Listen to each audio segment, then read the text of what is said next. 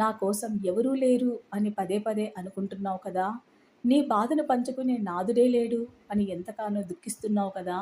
ఇంతకాలం నీ ప్రతి బాధను పంచుకున్న నేను ఎవరిని బిడ్డా? నీ బిడ్డలు నిన్ను గుర్తు చేసుకోలేదని అంతగా దుఃఖిస్తున్నావే. నా బిడ్డవైన నీవు నన్ను ఏమాత్రం గుర్తుపెట్టుకోలేదే అని నేను ఎంతగా దుఃఖించాలి? నేను చెప్పే ప్రతి మాట సత్యమో కాదో ఒకసారి నీకు నువ్వే ప్రశ్నించుకో. ప్రతి సమస్యకు ఒక పరిష్కారం ఉంటుంది. ఒక్కొక్కసారి కర్మ ఫలాలు తగ్గేంత వరకు ఆ సమస్యకు పరిష్కారం ఆలస్యమవుతుంది. ఆలస్యమైనంత మాత్రాన జీవితమే కోల్పోయినట్లు బాధపడటం ఎంతవరకు సమంజసం? నీవు పడ్డ కష్టాన్ని ఎవరూ గుర్తించలేదు అని ఇతరుల గురించి బాధపడడం వ్యర్థమే అవుతుంది. నీ బాధ్యతలన్నిటినీ సక్రమంగా నిర్వహించాను అన్న గర్వంతో కూడిన ఆనందాన్ని అనుభవించు. ఎదుటివారు ప్రేమగా నిన్ను పలకరిస్తారా లేదా అన్నది వాళ్ళ స్వభావానికి వదిలేయ్. అంతేకాని చీటికి మాటికి బాధపడుతూ అలా కూర్చోకు. జీవితం చాలా చిన్నది. నీ కోసం నీవు నిరంతరం ఆలోచించుకోవాలే కానీ పరుల కోసం నీ మనసును ఎప్పుడూ కష్టపెట్టుకుంటూ ఆలోచించకూడదు. నీ జీవిత గమనంలో ఎన్నో రాళ్ల బాటలు ఉన్నాయి. ఎన్నో ముళ్ళ బాటలు ఎదురయ్యాయి. ప్రస్తుతం నీ ముందు పూల బాట ఉంది. కష్టమైన మార్గాలను ఎన్నిటినో దాటుకుంటూ వచ్చావు కదా!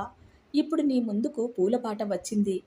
కానీ ఆ పూల బాటలో ఆనందంగా నడవలేకపోతున్నావు. దానికి కారణం పూర్తిగా నీ మనస్సులోని ఆలోచనలే.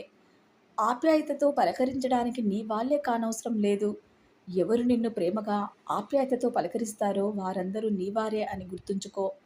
ఎన్నో కష్టాలను, నష్టాలను భరించిన నీవు ఇక మీదటైనా మనసును కష్టపెట్టుకోకుండా సంతోషంగా బ్రతకడానికి ప్రయత్నించు. జరిగిపోయిన గతమంతా కర్మ ప్రారబ్ధం మీదే జరిగిపోయింది. జరిగిన గతం తాలూకు చేదు జ్ఞాపకాల గురించి ఆలోచించకుండా మనసును ప్రశాంతంగా ఉంచుకుని నీ జీవిత ప్రయాణాన్ని కొనసాగించు. నీ మనసు కష్టపడినప్పుడు నా మందిరానికి వచ్చి నన్ను ప్రార్థించు. మనసులోని బాధను చెప్పుకొని దునిలో కొబ్బరికాయను సమర్పించు. ఎప్పుడైతే కొబ్బరికాయ అగ్నికి ఆహుతవుతుందో అప్పుడే నీ మనసులోని వేదన క్రమక్రమంగా తగ్గుతూ వస్తుంది. నీవు కోరుకున్న కోరికలు అతి శీఘ్రంగా నెరవేరుతాయి. ఈ ఫకీరు నీకు ఎప్పుడు సరైన మార్గాన్నే చూపిస్తాడు కదా! నేను నీకు తోడుగా ఉండగా నువ్వు దేనికి చింతించవలసిన అవసరం లేదు బిడ్డా. మరి దేనికి భయపడి ఆందోళన చెందాల్సిన అవసరం, బాధపడాల్సిన అవసరం అంతకంటే లేదు.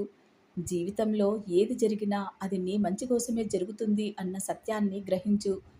దిగులును వీడి ధైర్యాన్ని తెచ్చుకో. నీవు పడుతున్న మానసిక బాధలను ఒక కలుపు మొక్కలుగా ఏరి పడవేసి అందమైన ఆలోచనలతో నీ జీవితాన్ని పూలబాటగా మార్చుకో. నీ ప్రతి అడుగులో ఈ బాబా ఎప్పుడూ నీ వెంటే